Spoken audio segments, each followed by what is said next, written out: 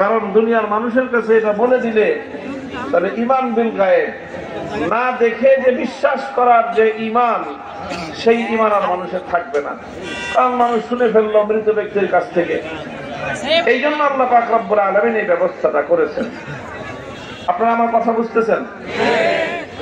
তাহলে কি বললাম, যে কিছু মানুষের কাছে মৃত্যুর আগে একদল ফেরেশতা এসে হাজির হয় এবং সেই মানুষকে তারা অভয় বাণী দেয় এবং তাদেরকে শুভ সংবাদ দান করে। কখনো মানুষ দুনিয়াতে মৃত্যুর আগে এই ঘটনাটা ঘটে।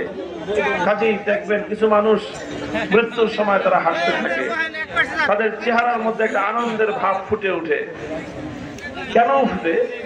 কেন তারা হাসে? কেন তারা আনন্দিত হয়? কারণ তাদের কাছে আল্লাহর পক্ষ থেকে ফেরেশতারা এই ধরনের সুসংবাদ যখন পাঠায় দেন, আল্লাহর পক্ষ থেকে ফেরেশতারা যখন এই শুভ সংবাদ নিয়ে আগমন করে,